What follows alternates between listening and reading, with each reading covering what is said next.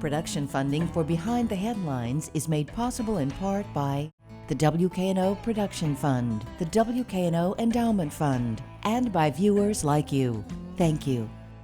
MLGW leadership on TVA, the utilities infrastructure, and much more tonight on Behind the Headlines.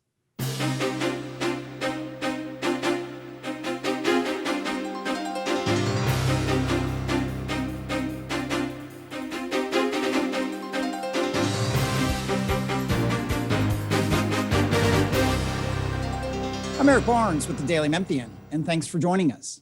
I am joined tonight by JT Young, President and CEO of MLGW. JT, thanks for joining us. Thank you. Along with Mitch Graves, Chairman of the Board of MLG&W. Thanks for being here, Mitch. Thank you very much, Eric. Along with Bill Dries, reporter with the Daily Memphian. We'll start with TVA. We'll also get to some of the recent water issues, and not to rehash it, but to talk about going forward and what went right, what went wrong, and what MLGW has learned. And we'll get into some other issues, obviously, because there's always a lot going on with MLGW.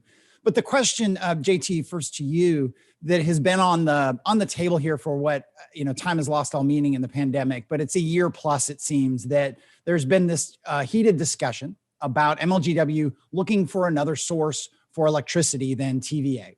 Tennessee Valley Authority, which I think MLG&W has worked with for 80 some years, and MLGW is the biggest customer of TVA. And it's gone back and forth on whether there would be a study or further studies on whether MLGW should look for other options. The option that is most frequently mentioned is MISO.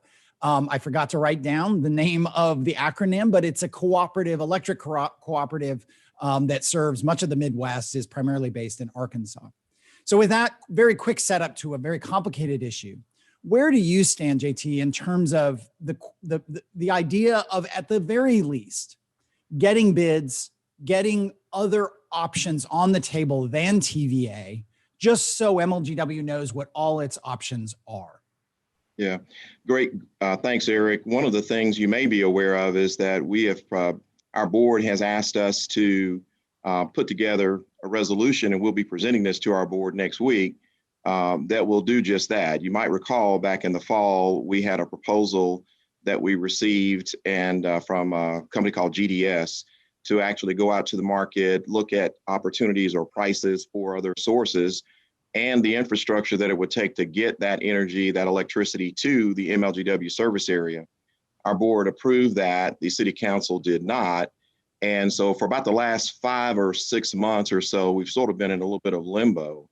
And so we are, now our board has asked us to move forward. We're going to take that original proposal with a few of the conditions that you may be familiar with, that Mayor Strickland got engaged, and some of the council members tried to work through some thoughts and some processes of maybe where that could be made a little bit better. We're working to reshape it, bring it to our board for another look, and maybe get it to the council for another look if that works. And we'll see what happens after that. So that's kind of where we are in a nutshell. That's a high level summary of where we are in a nutshell. Is it my impression, and you can correct me if I'm wrong, is that you've been somewhat more resistant to looking at other options, that you had wanted to table, if not end, this exploration. The board voted recently 3-2, and we'll talk to Mitch about that. But my sense was that you were a little resistant to, at least now, and maybe at any point, looking for an alternative to TVA. Is that fair? Well, yeah, there was as I looked at the options that we had and what I thought, from a timing standpoint, because of some things going on at the level of the FERC, Federal Energy Regulatory Commission, the recent weather events, and some other thoughts, it seemed to me that it was appropriate to maybe pause that. I did not necessarily intend for that to mean, forever and ever. Fair enough. I think the recommendation was, for now. Yeah. Mitch, to bring you in, you started as board, I guess you joined the board or became board chair in January. Yeah, I'm sorry. Go ahead, Eric. The board voted 3-2 to go ahead and begin to explore other options. What was the shape of that debate? You voted for moving forward. Two members voted against. What was the shape of that debate? Why? Again, I mean, the simplistic point of view is, hey, get as many options, get as many bids, look at all your alternatives. It's a huge decision. There are people who've talked about as much as $450 million in savings that can be found. Other people have raised all these risks. It's a 5-year notice. I mean, this is not a fast thing where we flip a switch, literally, no pun intended, and switch. But what was the shape of the debate on the board?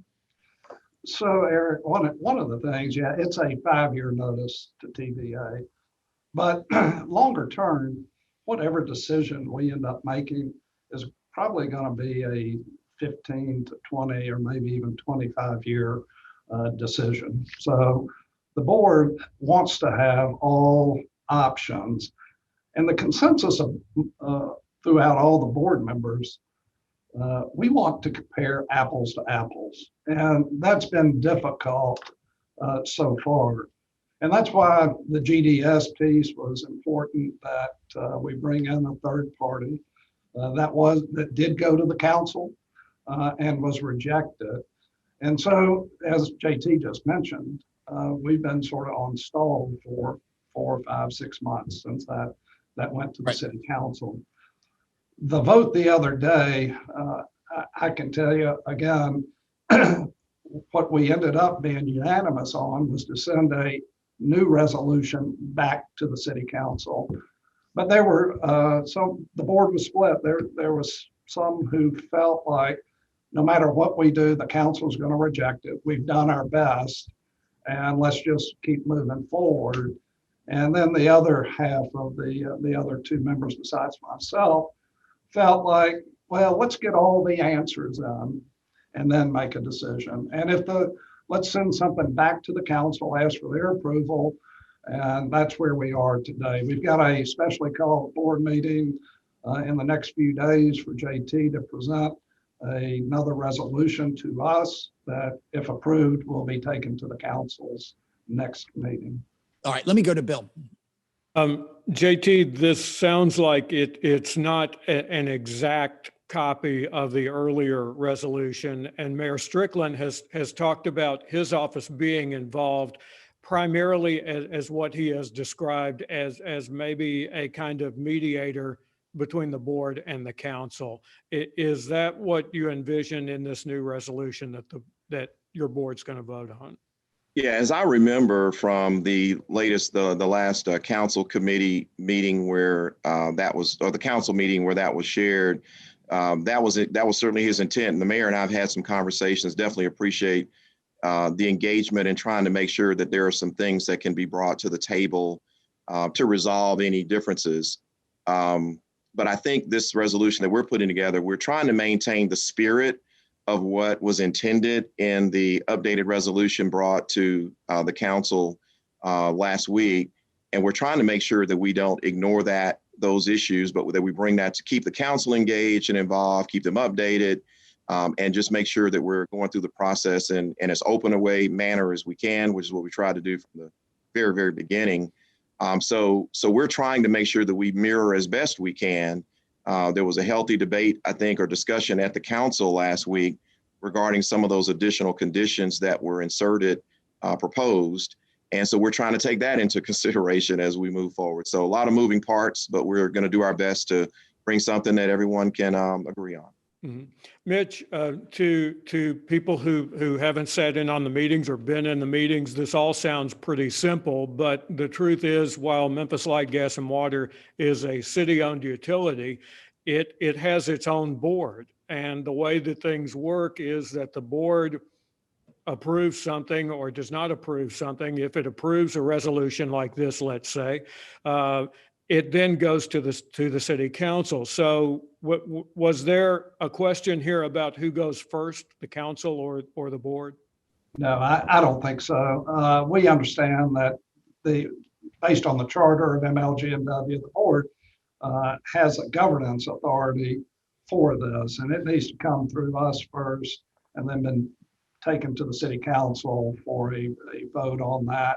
And their vote is really based on the spending side of that. So yeah, no, I don't think there was any debate on who goes first. You know, we want to work together through this. Our goal is to make sure we have the best rates available and the reliability and sustainability for the citizens of Memphis and Shelby County that we serve. So I don't think anybody's motives are any different. We want to, again, I think the big deal here is compare apples to apples.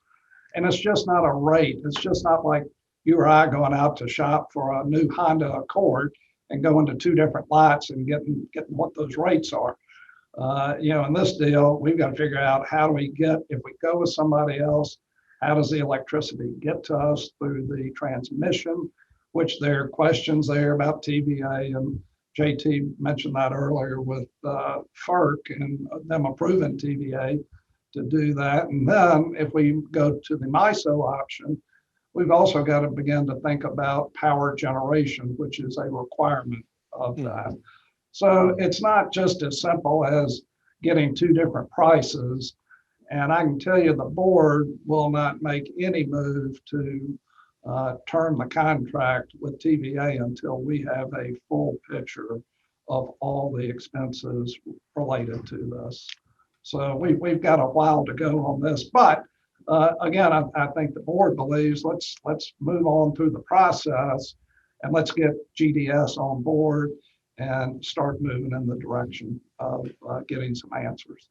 All right, JT, before I go back to Eric, your pause in this was, it seemed to me, was somewhat motivated by what happened in the February winter storms elsewhere in Texas, namely, and that involved some deregulated power providers there. And in fact, MISO, Mid-Continent Independent System Operator, who's the most mentioned rival to TVA here, FERC, the Federal Energy Regulatory Commission, we've got a lot of acronyms today, but FERC is taking a look at how MISO, as well as others, performed in all of that.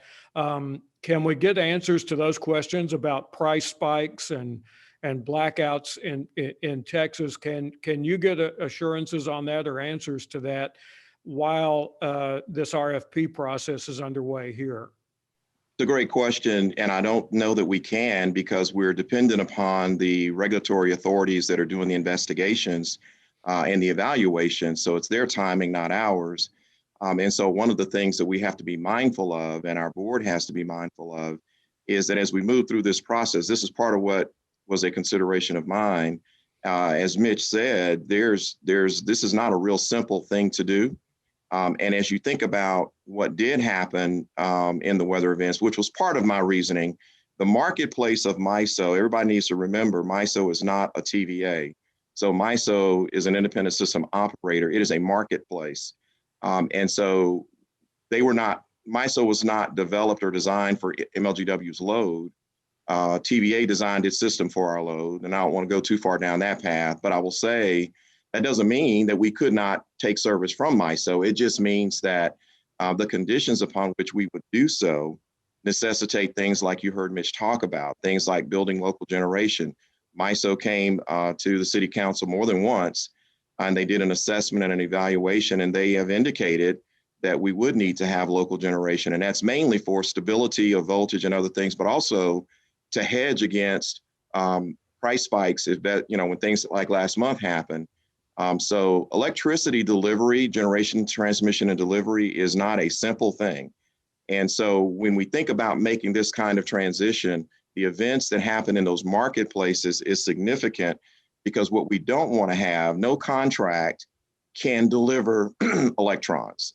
Generation delivers electrons. So what we want to make sure we have is the constant delivery of electricity to customers, as Mitch mentioned, so that our customers see that value. These markets that have been developed do a great job in what they do, but the exposure that we saw from last month must be considered as we move forward and consider, maybe making a move into one of those markets. That's really important. Well, let me stay, and I want to thank Bill for taking the acronym, so I didn't have to.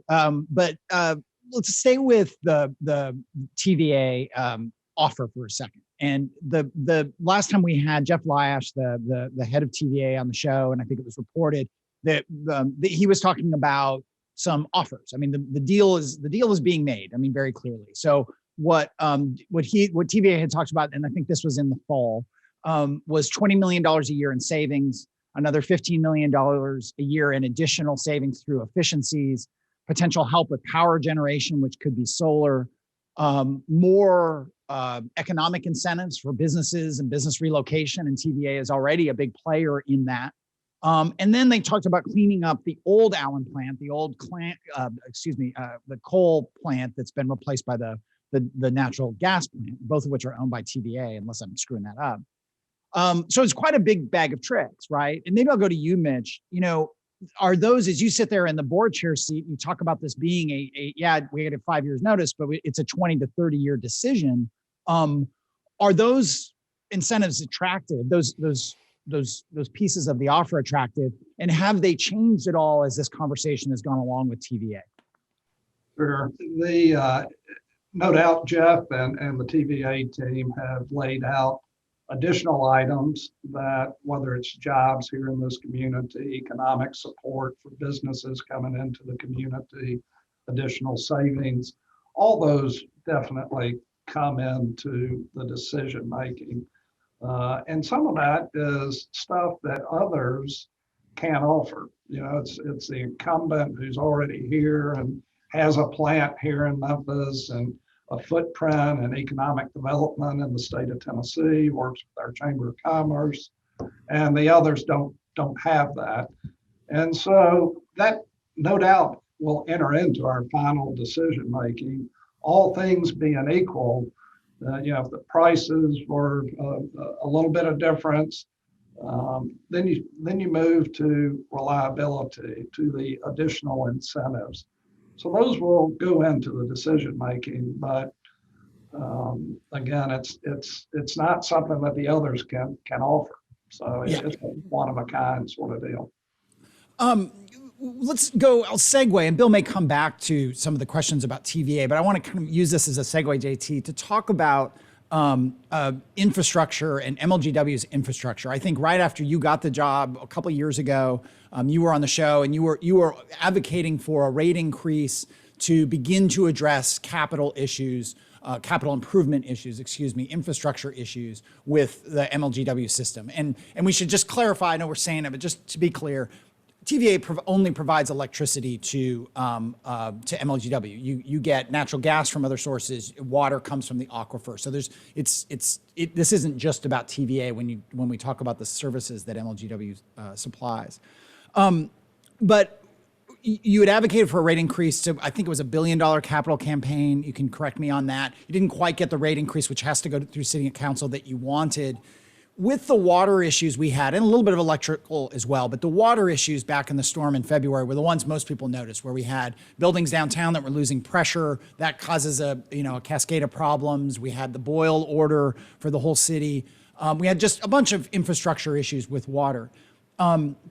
One, what is the state of our infrastructure? And two, does it concern you to take on power generation that is more infrastructure that has to be tended to, maintained, and you don't just build it and never have to spend more money on it? Yeah, you're mentioning one of the reasons that this is a complicated decision, because to the extent that we either contract or take on ownership of additional infrastructure, that certainly becomes another bit of a challenge. But regarding the water, and first of all, kudos. I mean, the council came through last year. We got approval to move forward with our infrastructure improvement plan. The pandemic slowed us down a little bit in terms of getting some things done, but we're trying to move now to get some of those projects in place. And we did find during, we know on the electric side, we have challenges. We have other challenges in water with regards in particular to the age of many of our water pumping stations and the condition of our wells that get the water out of the aquifer. That's where we saw a lot of challenges last month, and being able to continue to maintain our reservoirs at those facilities. The water main breaks, while there were many of them, we have about 300 to 400 water main breaks every year. We saw about 160 of them just in that 8 or 10 day period from the weather. So we had quite a few more. But most of our infrastructure challenges, especially as it pertains to water, is predominantly at our water pumping station locations. Many of those were built back in the 30s. We have wells that are well past their useful life that need to be replaced and upgraded. And certainly there's a lot of equipment at those facilities that need to be updated, electronics and other things. So we're about doing that now as well, as fast as we can. We had a 5-year plan. We're trying to expedite that to help. And on the electric side, we're doing the same thing, trying to move forward. The board and council have approved recently an overhead contract to help us with things like distribution automation, getting that installed so that customer outages will be minimized. So a number of things in play as we move forward this year and the next couple of 3 years to get things better on an infrastructure side. Do you feel, before I go back to Bill, do you feel if that storm happened again with that level of freezing and all those, those circumstances happen again 5 years from now, or, whenever the capital improvement plan has been implemented, do you feel confident that we wouldn't have had those water issues, or could we've had a whole set of other issues? Yeah, good question. Well, just remember, a lot of the issues that we had, we were somewhat surprised that we saw a number of service line breaks on the side that were customer service lines bringing water to the customer location, as well as some of the fire suppression lines. So the water main breaks were a big deal, but we saw a lot of water loss through other means. So to answer your question, there will likely still be challenges even after we're done. We think they'd be mitigated because we would probably be in better shape at our pumping stations to be able to at least try to maintain the water production at that level. All right, let me go back to Bill. Mitch, let me change topics here again. Is it important that the Memphis Light, Gas, and Water Board take a position one way or the other on the Byhalia connection pipeline? Yeah, as a lifelong citizen of Memphis and understanding one of our most valuable assets is the aquifer here, everybody's concerned about anything that may have an impact to that.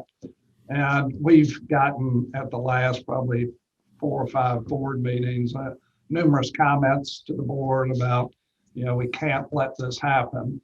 Obviously, again, the board, JT, there's nobody at MLG&W that doesn't want to protect the aquifer. I mean, that is critical to us. How we go about doing that in the right manner and legally is something that we defer to in-house counsel at MLG&W to direct us on. But make no mistakes, the board 100%, nobody wants anything that threatens our water supply here in Memphis. JT, I take it this, like all other questions at Memphis Light, Gas, and Water, does involve some degree of technical issues too. Certainly, and to Mitch's point, we are certainly in lockstep on that with regards to the protection of the aquifer. I do want to remind everyone it's important to understand that the aquifer is a multi-state resource. It doesn't just sit under Shelby County. MLGW does not own the aquifer, nor do we control what goes above it. Certainly not even within Shelby County, let alone other states. But to the degree that we can, and you may be familiar with the routing issue that's come up about this pipeline, that's where we're of course concerned and have been working. We in fact met Friday. Our team met with the Southern Environmental Law Center to get more information and to find out more about the concerns around this. And at the end of the day, to the extent that we can't, absolutely keep it from, going over the aquifer in our community, making sure that all the safeguards are there to mitigate any potential adverse impact of any kind of failure. Just to be also make sure folks understand there are multiple pipelines that traverse the aquifer in Shelby County and elsewhere. But we certainly want to make sure we're responsible, make sure that we take the responsible position on this issue as well. JT, just with a couple of minutes left, this pandemic has been obviously an economic disaster for many, many people, and particularly those who are already maybe on the edge or, in jobs that were, tourism and hospitality and such. You were faced with, I think I have the number right, MLGW had about 17,000 households and businesses that were faced with cutoff. I believe you delayed that, through the pandemic. Where does that stand now, and how do you balance that? I mean, on the one hand, you cut people off, and that's no good. It's always a challenge for the utility. But on the other hand, you all are in a sense of business, and people have to pay their bills. What is the balancing act there, and how do you move forward with what's such a big number of unpaid bills? Yeah, just to be clear, during the pandemic, we actually had about over 32,000 customers that were subject for disconnect. We suspended disconnects throughout for almost 6 months, you may recall, and offered some additional extensions on repayments for bills over as many as 12 months with paying down 25%. So our folks have been doing a great job working with customers. Now that number sits around 2,000 customers, and that's about where we typically hover, anywhere from 1,500 to 2,000 customers at any given time. So we've seen a lot of great response. Customers have signed up for the extension for repayment of bill indebtedness. And our team's been working, and it's been we've not stopped. We've got other things that we've been working with our customers to deliver to help them through this time, including things like a Power Pivot, which is an online program that we've been doing with our business customers to connect them to resources during this pandemic to help them stay profitable. So our team's been working on a lot of different things to help our customers during these challenging times. Very briefly, is the message to customers, if you're behind your bill, don't hide, but call and you will work Absolutely. with them? I mean, is that okay? That's clear. Please don't wait and just call us and we can work with you. We've got folks. You may have to call a couple of times, but just call us and we will certainly work with you to help you with that. All right. Well, that is all the time we have this week. Remember, you can get past episodes of the show on the WKNO website at WKNO.org, or you can download the full podcast of the show from the Daily Memphian site or wherever you get your podcasts. Thanks, and we'll see you next week.